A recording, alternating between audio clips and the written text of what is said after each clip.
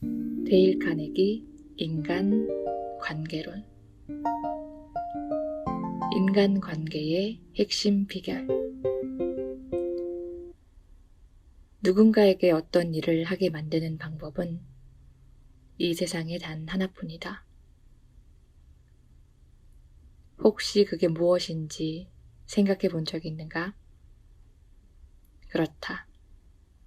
단 한 가지 방법뿐이다. 그것은 바로 그 사람이 그 일을 하고 싶어 하도록 만드는 것이다. 이 밖에 다른 방법은 없음을 명심해야 한다. 물론 누구든 옆구리에 총을 들이대서 시계를 풀도록 만들 수 있다.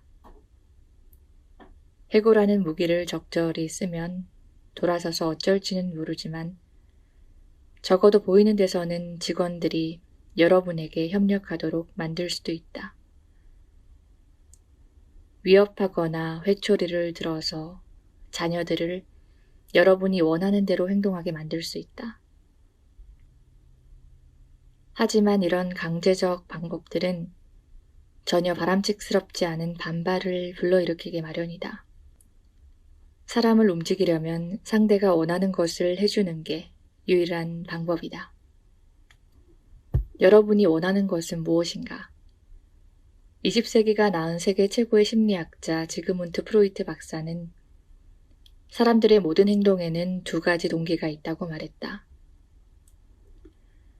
그것은 성적 충동과 위대한 사람이 되려는 욕망이다. 미국 역사상 가장 심오한 철학자 중 한 사람인 존 듀이는 이것을 약간 다르게 표현했다. 듀이 박사는 인간 본성에 존재하는 가장 깊은 충동은 인정받는 인물이 되고자 하는 욕망이라고 말했다. 이 구절을 기억해 두기 바란다. 인정받는 인물이 되고자 하는 욕망, 이것은 의미심장한 말이다. 그리고 이 책에서 여러분이 여러 번 접하게 될 말이기도 하다. 사람들이 원하는 것은 무엇인가? 많은 것에 대해서는 힘들지 모르겠지만 사람들은 자신이 정말로 원하는 몇 가지에 대해서는 아무도 막을 수 없을 만큼 강하게 갈망한다. 대부분의 사람들이 원하는 욕구에는 다음과 같은 것들이 있다. 건강과 장수, 음식, 수면, 돈과 돈으로 살 수 있는 것들, 내세의 삶, 성적 충족, 자녀들의 행복, 인정받고 있다는 느낌. 이상의 욕구들 중 대부분은 일반적으로 충족된다. 하지만 예외가 하나 있다. 즉 음식이나 수면에 대한 욕구만큼이나 기본적이고 필수적이면서도 좀처럼 충족되지 않는 욕구가 하나 있다는 말이다. 프로이트의 표현을 빌리면 위대한 사람이 되고자 하는 욕구, 듀이의 표현으로는 인정받는 인물이 되고자 하는 욕구가 그것이다. 링컨이 보낸 편지 중에 하나는 이렇게 시작한다. 칭찬을 싫어하는 사람은 없다. 윌리엄 제임스는 인간 본성에서 가장 기본적인 원리는 인정받고자 하는 갈망이다. 라고 말했다.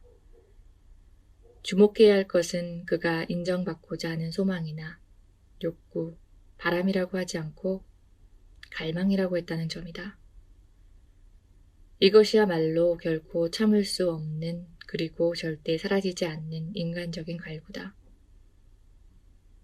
이러한 심적 갈구를 제대로 충족시켜주는 소수의 사람은 사람들을 자신이 원하는 대로 움직일 수 있으며 심지어는 장의사조차 그의 죽음을 아쉬워할 것이다. 자신의 가치를 인정받고자 하는 욕망은 인간과 동물을 구분해주는 중요한 차이점 중의 하나다. 예를 들기 위해 내 얘기를 하나 하겠다. 나는 어려서 미주리주 외곽에 있던 농장에서 아버지 일을 도우며 자랐다. 아버지는 당시 괜찮은 두룩 저주종 돼지들과 혈통이 좋은 흰머리 소를 사육하고 있었다. 우리는 중서부 각지 축제와 가축 품평회에 우리가 기르는 돼지와 흰머리 소를 출품했고 1등상도 수십 차례나 받았다. 아버지는 1등에게 주어지는 파란 리본을 하얀 모슬린 천에 부착해 두었다가 친구나 손님들이 찾아올 때마다 꺼내서 자랑하곤 했다. 아버지가 파란 리본을 내보일 때면 기다란 모슬린 천의 한쪽 끝은 아버지가 잡고 다른 쪽 끝은 내가 잡았다. 돼지들은 1등상을 받건 말건 상관하지 않았다. 하지만 아버지는 그렇지 않았다. 아버지는 1등상을 통해 자신이 인정받는 사람이라는 느낌을 받았다. 우리 손조들이 인정받는 존재가 되고자 하는 뜨거운 욕구가 없었다면 문명이란 불가능했을 것이다. 그런 욕구가 없었다면 우리도 하등 동물과 다를 바 없었을 것이다. 가난에 찌들고 교육받지도 못한 야채가게 종업원이 우연히 손에 들어온 법률책을 가지고 공부에 매달린 것도 인정받는 존재가 되고자 하는 욕망 때문이었다. 이 야채가게 종업원의 이름은 여러분도 아마 들어보았을 것이다. 그의 이름은 링컨이었다. 찰스 디킨스로 하여금 자신의 불멸의 소설을 쓰도록 영감을 불어넣은 것도 19세기 영국의 건축가 크리스토퍼 랜경에게 위대한 석조 건축물을 설계하게 만든 것도 록펠러에게 평생 쓸 수도 없을 만큼의 부를 축적하도록 만든 것도 인정받는 존재가 되고자 하는 바로 이 욕망이었다. 또한 여러분이 사는 동네 최고의 부자가 필요 이상으로 커다란 저택을 짓는 것도 다름 아닌 이 욕망 때문이다. 사람들이 명품을 걸치고 외제차를 타고 침을 튀겨가며 자식 자랑을 하는 것도 바로 이런 욕망에 기인한다. 많은 젊은이들이 갱단에 가입하여 범죄 활동을 하도록 유혹하는 것도 바로 이 욕망이다. 뉴욕시 경찰국장을 지낸 멀루니의 말에 따르면 범죄를 저지르는 젊은이들은 일반적으로 자아가 과잉인 경우가 많아서 체포되고 나서 가장 먼저 요청하는 게 자신의 범죄 행각이 대문짝만하게 실린 신문을 달라는 것이라고 한다. 그들은 자기 사진이 유명한 운동선수나 배우, 연예인, 정치인들과 나란히 실린 것을 보는 기쁨을 누릴 수만 있다면 정기의자에 앉을지도 모른다는 두려운 미래 따위는 전혀 안중에 두지도 않는다. 당신이 어떤 경우에 자신의 존재 가치를 느끼는지 내게 말해준다면 나는 당신이 어떤 사람인지 대답해 줄 수 있다. 그것은 당신이란 사람을 결정하는 것이며 그것이 당신을 이해하는데 가장 의미심장한 것이다. 예를 들면 존 디 록펠러는 중국 베이징의 최신식 병원을 건립하여 그가 만난 적도 없고 앞으로 만나지도 않을 수백만 명의 가난한 사람들이 치료받을 수 있도록 돈을 기부하는 데서 자신의 존재 가치를 느꼈다. 이와는 정반대로 딜린저는 강도짓을 하고 은행을 털고 살인을 하는 데서 자신의 존재 가치를 느꼈다. FBI 수사관들이 그를 추적하자 그는 미네소타주의 한 농가로 뛰어들어가 이렇게 외쳤다. 나는 딜린저다. 그는 자신이 공개 수배자 명단 맨 위에 있다는 사실이 자랑스러웠다. 해칠 생각은 없다. 하지만 나는 딜린저다. 그는 이렇게 외쳤다. 그렇다. 딜린저와 록펠러 사이의 가장 중요한 차이는 그들이 자신의 존재 가치를 어디에서 느꼈느냐 하는 점이다.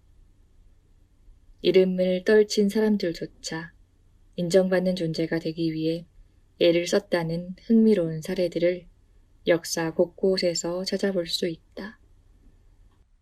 미국 초대 대통령인 조지 워싱턴조차 콜럼버스는 해군 제독 겸 인도 총독이라는 호칭을 부여해달라고 청원했다. 러시아의 예카테리나 여제는 여왕 폐하라는 칭호를 사용하지 않은 편지는 거들떠보지도 않았다. 영부인 시절의 링컨 여사는 그랜트 장군의 부인에게 발끈 화를 내며 이렇게 소리쳤다. 감히 내 앞에서 허락도 없이 자리에 앉다니. 1928년 버드 제독이 남극 탐험을 나설 때 미국의 백만장자들은 산맥을 이루는 빙산들에 자신들의 이름을 붙여준다는 조건으로 자금을 지원했다. 빅토르 위고는 파리시의 이름을 자신의 이름으로 바꾸려는 야심을 품기까지 했다. 위대한 작가 세익스피어조차 자기 가문이 사용할 수 있는 문장을 확보함으로써 자신의 이름에 영광을 더하려 했다.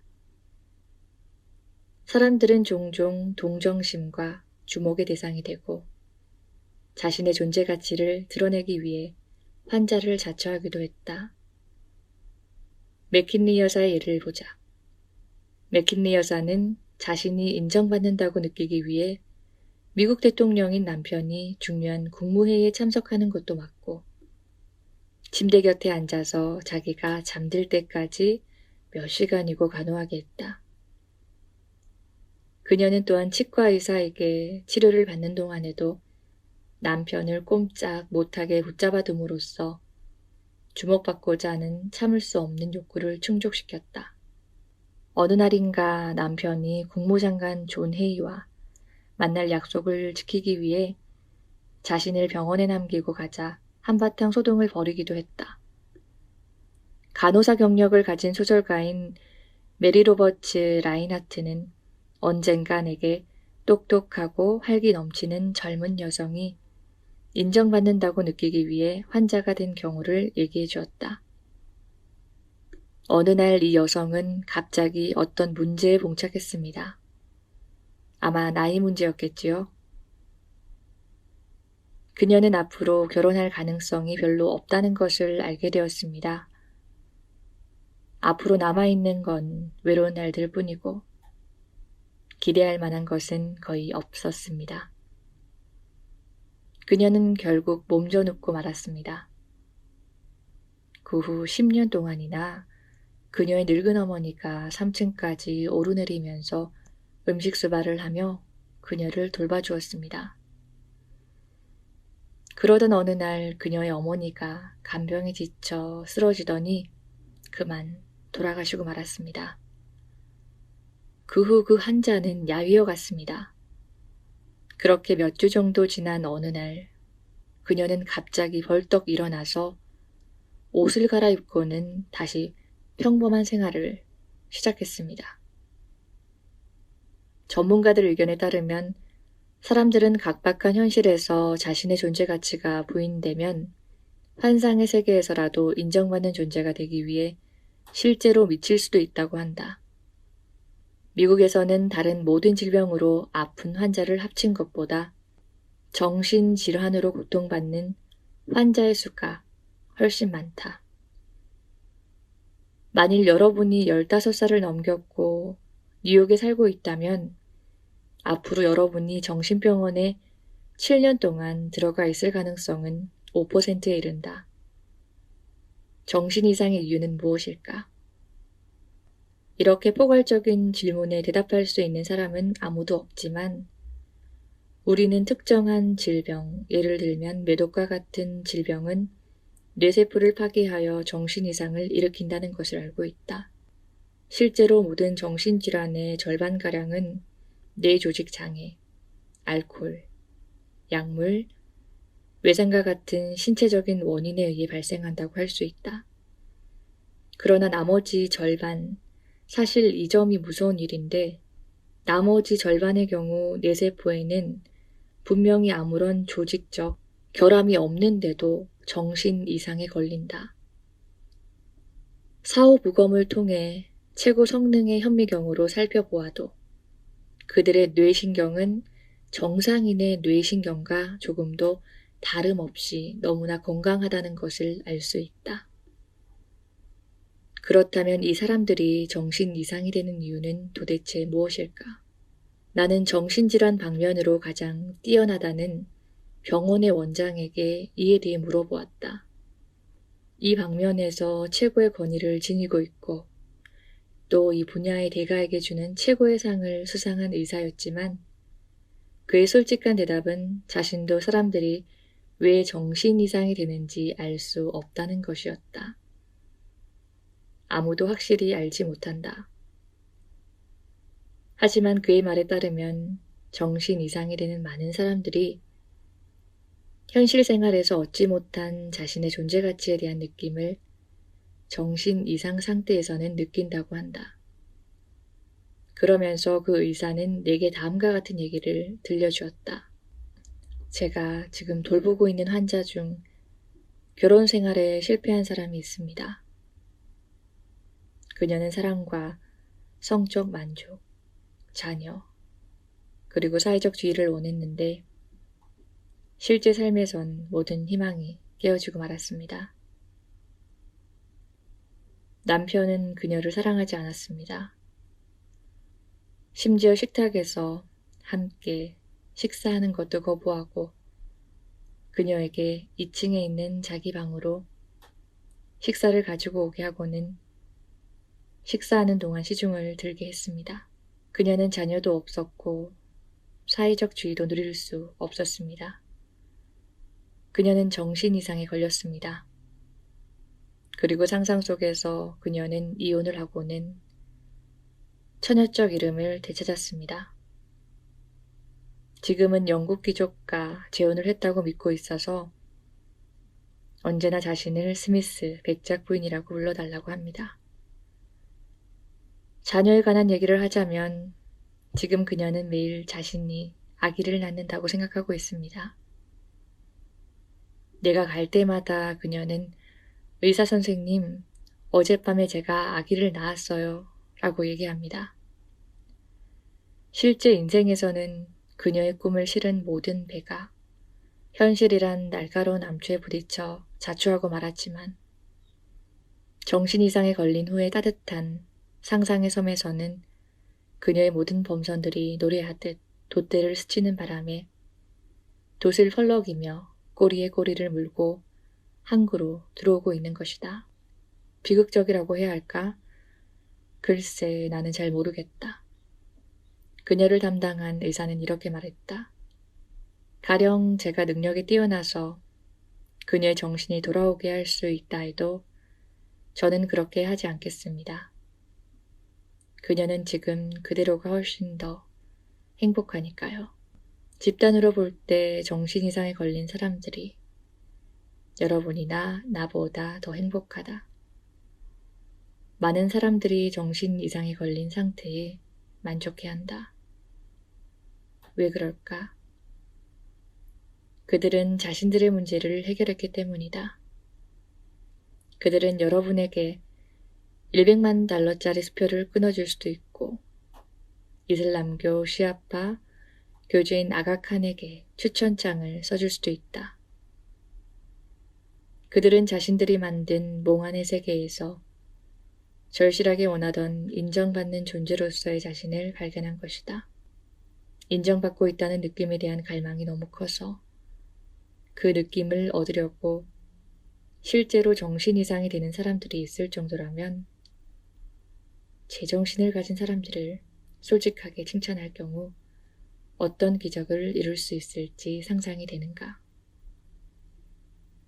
내가 아는 한 역사상 100만 달러의 연봉을 받는 사람은 단 2명뿐이다.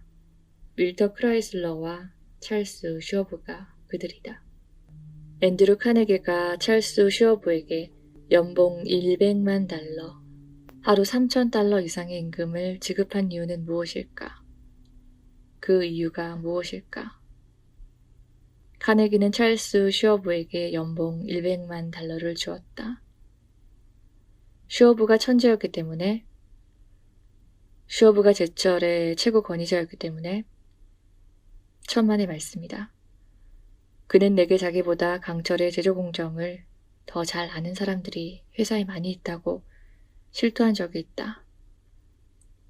슈어브는 그렇게 높은 연봉을 받는 이유는 다름 아닌 자신이 사람을 다루는 능력을 갖고 있기 때문이라고 말했다. 나는 그에게 그런 능력의 비결이 무엇이냐고 물었다. 그는 자신의 비결을 아래와 같이 얘기해 주었다. 그의 이 말이야말로 동판에 새겨 모든 학교와 가정, 모든 가게와 사무실에 걸어두어야 한다. 학생들은 라틴어의 동사 변화나 브라질의 연간 평균 강우량을 기억하는데 시간을 낭비하는 대신 이 말을 기억해야 한다. 이 말대로 실천하기만 하면 여러분과 나의 삶이 통째로 변할 것이기 때문이다. 그는 이렇게 말했다. 제가 소유한 최고의 자산은 사람들로부터 열정을 불러일으키는 능력이라고 여기고 있습니다. 그리고 사람들이 최대의 능력을 발휘할 수 있도록 하는 방법은 칭찬과 격려입니다. 윗사람의 질책만큼 사람들의 의욕을 심하게 꺾어놓는 것도 없습니다. 나는 결코 누구도 질책하지 않습니다. 그보다는 사람들에게 일할 동기를 부여하는 것이 낫다고 믿습니다. 그래서 항상 칭찬하려고 노력하며 결점을 들춰내기를 싫어합니다. 누군가 한 일이 마음에 들면 진심으로 인정해주고 아낌없이 칭찬합니다. 슈어브는 바로 이렇게 했다. 그러면 보통 사람들은 어떻게 하는가? 정확히 그 반대로 한다. 어떤 일이 마음에 들지 않으면 부하들을 몰아붙이지만 마음에 드는 일에 대해서는 아무런 칭찬도 하지 않는다. 슈어브는 이렇게 단언한다. 세계 각국에 뛰어난 사람들을 많이 만나보았지만 인정받을 때보다 비난받을 때 더 열심히 일하고 더 좋은 실적을 내는 사람은 만나본 적이 없습니다. 이 점은 아무리 훌륭하고 지위가 높은 사람도 마찬가지였습니다. 사실 앤드루 카네기의 놀라운 성공 비결도 바로 여기에 있었다. 카네기는 공석에서나 사석에서나 동료들에 대한 칭찬을 아끼지 않았다. 카네기는 심지어 자신의 묘비에다가도 부하들에 대한 칭찬을 새기고 싶어 했다. 그가 직접 작성한 묘비명은 이렇게 되어 있다. 자기보다 현명한 사람들을 주변에 몰게 하는 법을 터득한 자, 이곳에 잠들다. 진심으로 칭찬하는 것은 존 디 록펠러가 사람들을 다루는데 성공한 비결이기도 했다. 예를 들어보자. 한 번은 그의 사업상 동료인 에드워드 디 베드보트가 남미에서 물건을 잘못 구매하는 바람에 회사에 100만 달러의 손실을 입혔다. 록펠러가 비난을 해도 할 말이 없는 상황이었다.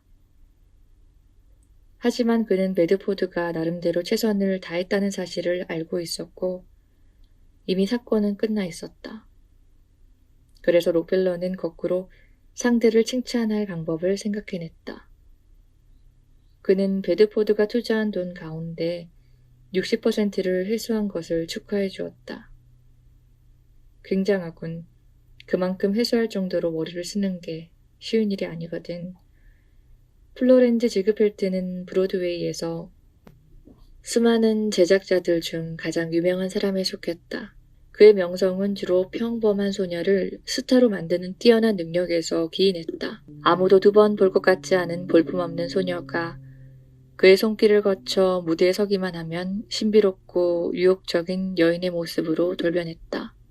칭찬과 자신감의 가치를 알고 있던 그는 몇 마디 말과 약간의 배려의 힘만 가지고도 여자들이 스스로 아름답다고 느끼도록 만들었다. 그는 현실적인 사람이기도 했다. 그는 주당 30달러에 불과하던 코러스 걸들의 급여를 175달러로 인상했다. 또한 그는 기사도적인 멋을 아는 사람이라 공연이 시작되는 날이면 주연 배우들에게 축전을 보내고 모든 코러스 걸들에게도 값비싼 장미를 선사했다. 언젠가 단식이 유행이던 시절 나도 유행에 휩쓸려 꼬박 6일 동안 물 한 모금 마시지 않았던 적이 있다. 그리 어렵지는 않았다. 6일이 지날 무렵 느껴지는 배고픔은 단식을 시작한 다음 날보다도 약했다. 여러분이나 나는 사람들이 자기 가족이나 직원에게 6일 동안 음식을 주지 못할 경우 심한 죄책감에 시달리리라는 것을 알고 있다. 그런데 사람들은 음식만큼이나 사람들에게 필요한 진심 어린 칭찬은 6일이나 6주, 심지어는 60년 이상이나 해주지 않고도 아무런 죄책감을 갖지 않는다. 한 시절을 풍미했던 배우 알프레드 런트는 빈에서의 죄라는 유명한 연극에서 주연을 맡았을 때 이런 말을 남겼다. 나에게 가장 필요한 것은 나 스스로를 높이 평가할 수 있도록 격려해주는 말이다. 우리는 아이들과 친구들, 직원들의 육체에 영양분을 제공하지만 그들의 자부심은 얼마나 채워주고 있는가. 그들에게 쇠고기와 감자를 주어 에너지를 비축하게 만들지만 앞으로 수년 동안이나 샛별들이 불러주는 노래처럼 그들의 기억 속에 남아있을 따뜻한 칭찬의 말은 너무 부족하게 하고 있다. 여기까지 읽은 독자들 중에는 지금쯤 이렇게 말하는 사람도 있을 것이다. 이렇게 낡아빠진 얘기를 하다니 결국 아첨밖에 더 되겠어? 이미 다 해봤는데 하나도 소용없어. 적어도 똑똑한 사람들에게는 말이야. 물론 아첨은 웬만큼 분별력이 있는 사람들에게는 통하지 않는다. 아첨은 얄팍하고 이기적이며 진심이 담겨있지 않다. 그것은 실패해야 하고 실제로 되게 실패한다. 하지만 너무나 칭찬에 굶주리고 목마른 나머지 진짜인지 가짜인지 구분도 않고 무조건 좋아하는 사람도 있는 것도 사실이다. 굶어 죽어가는 사람이 풀이건 지렁이건 가리지 않고 삼키는 것과 똑같이 말이다. 예를 들어보자. 수많은 결혼 전력이 있는 MD바니 형제가 결혼 시장에서 그렇게 인기가 있었던 이유가 무엇이었을까? 이른바 왕자라고 불리던 이들은 어떻게 해서 두 명의 미인과 유명 여배우들, 세계적인 성악 가수, 그리고 저가 물건을 파는 것으로 유명한 5&10센트 체인점의 백만장자 아보라 허튼 같은 여자들과 결혼할 수 있었을까? 어떤 이유가 있었을까? 그들은 어떻게 했던 것일까? 리퍼티지의 기고한 글에서 유명한 여성 기자 아델라 로저스 세인트 존은 이렇게 말하고 있다. 여자들이 MD바니 형제에게 매력을 느끼는 이유가 무엇인지는 오랫동안 많은 사람들에게 수수께끼였다. 뛰어난 예술가이면서 사교계에 정통하고 남자들을 잘 이해하는 여성인 폴라 네그리가 언젠가 내게 이렇게 설명해 주었다. 그들은 내가 아는 어떤 남자보다도 아부하는 기술을 잘 이해하고 있더군요. 아부하는 기술은 요즘처럼 현실적이면서도 유머가 넘치는 세상에서는 거의 사라진 기술이지요. 내가 보기에는 그게 여자들이 MD바니에게서 느끼는 매력임이 확실해요. 심지어 빅토리아 여왕도 아첨에 상당히 약했다. 당시 총리인 벤저민 디즈레일리는 여왕을 아련할 때 아첨을 상당히 많이 사용했다고 고백했다. 그의 말을 그대로 옮기자면 그는 흑손으로 벽을 바르듯 아첨으로 자신의 말을 감쌌다. 하지만 디즈레일리는 대영 제국을 다스렸던 총리들 가운데 가장 세련되고 능숙하며 빈틈이 없는 사람이었다. 그는 자기 방식을 활용하는 데는 천재였다. 그에게 유용했던 방법이 우리에게도 유용하다는 법은 없다. 길게 보면 아첨을 하면 득보다 실이 많다. 아첨은 가짜이기 때문에 마치 위조 지폐를 사용했을 때와 마찬가지로 다른 사람에게 건넸을 경우 언젠가는 문제가 생기고 만다. 그러면 칭찬과 아첨의 차이는 어디에 있을까? 그것은 간단하다. 칭찬에는 진심이 담겨 있지만 아첨에는 진심이 담겨 있지 않다. 칭찬은 가슴으로부터 우러나오지만 아첨은 입술로부터 나올 뿐이다. 칭찬은 이기적이지 않지만 아첨은 이기적이다. 칭찬은 모든 사람이 환영하지만 아첨은 모든 사람이 비난한다. 나는 최근 멕시코시티에 있는 차풀테페 궁에서 오브레곤 장군의 흉상을 보았다. 흉상 밑에는 오브레곤 장군의 철학이 담겨있는 경고가 새겨져 있었다. 너를 공격하는 적을 두려워하지 말라. 내게 아첨하는 친구를 두려워하라. 그러니 절대 안심하라. 나는 아첨을 권장하는 것이 아니다. 오히려 정반대다. 나는 새로운 삶의 방식에 대해 말하고 있다. 다시 한번 말하거니와 나는 새로운 삶의 방식에 대해 말하고 있는 것이다. 조지 오세는 버킹엄 궁전에 있는 자신의 서재벽에 6개의 격언을 걸어놓았다. 그중 하나는 이것이다. 값싼 칭찬을 하지도 말고 받지도 말게 하소서. 아첨이란 값싼 칭찬, 바로 이것일 뿐이다. 예전에 아첨에 대해 기억할 만한 정의를 본 적이 있는데 그것을 여기에 적어보겠다. 아첨이란 상대방의 자기 평가와 일치하는 말을 해주는 것이다. 또한 미국의 사상가인 랠프 waldo 에머슨은 이렇게 말했다. 당신이 무슨 말을 하든지 간에 그 말에는 당신의 모습이 그대로 담겨 있다. 아첨을 하는 것으로 모든 것이 해결된다면 누구나 아첨꾼이 될 것이고 우리 모두가 대인관계의 달인이 될 것이다. 어떤 특정한 일에 대해 생각하는 상황이 아닌 경우 사람들은 대개 시간의 95%를 자기 자신에 관한 생각을 하며 보낸다고 한다. 이제 자신에 대한 생각을 잠시 멈추고 상대방의 장점에 대해 생각해보자. 이렇게 한다면 입에서 나오는 순간 거짓이라는 게 너무도 뻔하게 드러나는 값싼 아첨은 더 이상 하지 않아도 될 것이다. 에머슨은 이렇게 말했다. 모든 사람은 나보다 나은 점을 갖고 있다. 그런 의미에서 나는 모든 사람에게서 배울 수 있다. 에머슨처럼 대단한 사상가가 이렇다면 여러분이나 나 같은 경우야 무슨 말이 필요하겠는가? 우리들 자신의 장점이나 단점에 대해 생각하는 것을 멈추고 다른 사람들의 장점을 찾아내려고 노력하자. 아첨은 잊어버려라. 솔직하고 진지하게 칭찬을 하자. 진심으로 인정하고 아낌없이 칭찬하자. 그러면 사람들은 그 말을 가슴속 깊이 소중히 간직하고 아끼며 평생을 두고 되풀이할 것이다. 당신이 그 말을 잊어버린 뒤에도 오랫동안 두고 그 말을 되풀이할 것이다. 사람을 다루는 기본 테크닉. 솔직하고 진지하게 칭찬하라.